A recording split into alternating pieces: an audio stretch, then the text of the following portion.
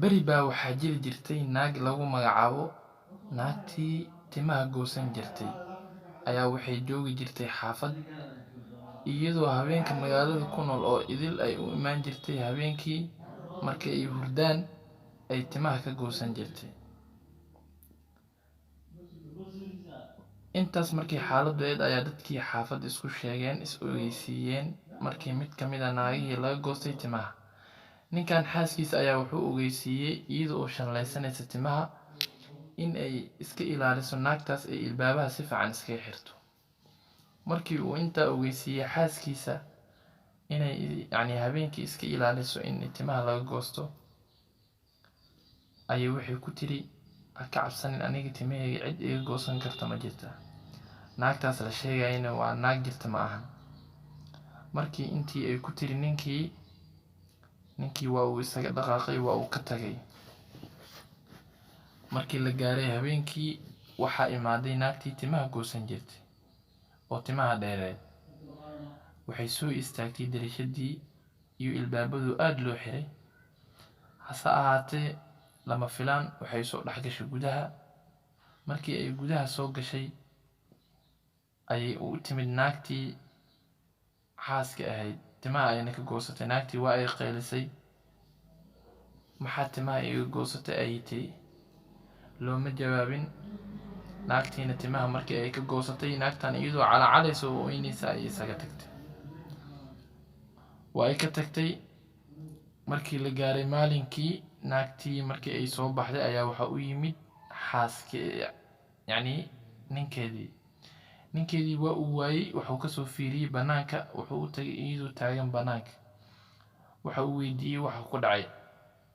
naagtii ayaa waxay ku tiri waxaa xalay yimid naagtii timaha goosanaysay, waxa ayna iga goosatay timaha ayay iga goosatay. markaas ayuu ku yiri ma ku dhihin oo iska ilaali.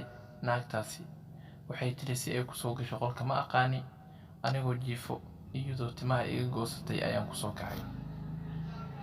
waa ay soo baxeen. waxay u sheegay ninkii dadkii tuulada deganaa, raggii xaafadda iyo odayaashii xaafadda ayaa loo ogeysiiyey arrintii. ninkii walaalkiisa ayaa markii uu arrinkii maqlay waxa uu dhahay u tag xaaskaaga una soo sheeg waxyaabaha dhacaya. oo uu soo baxay. waxa uu yimid xaaskiisa asigoo rabo in ay ogeysiiyo in ay iska ilaaliso naagtan timaha goosanaysa.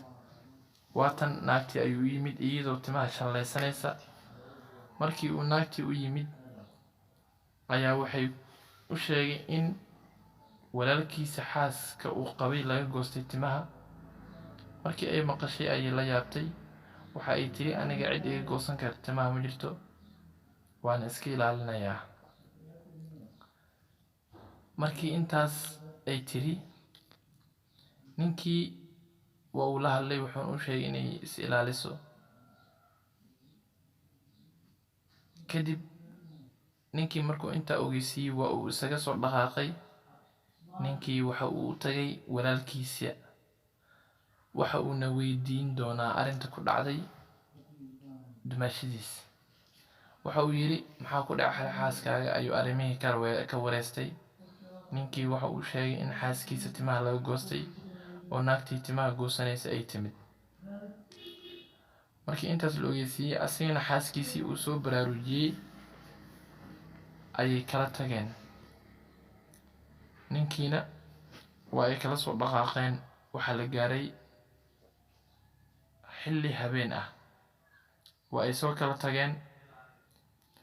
markii la gaaray xilligii habeenka oo ay kala soo tageen ayaa ninkii subaxdii habeenkii markuu uu jiiftay ayaa wuxuu maqlay subaxii markuu soo kacay qaylo dhacaysa.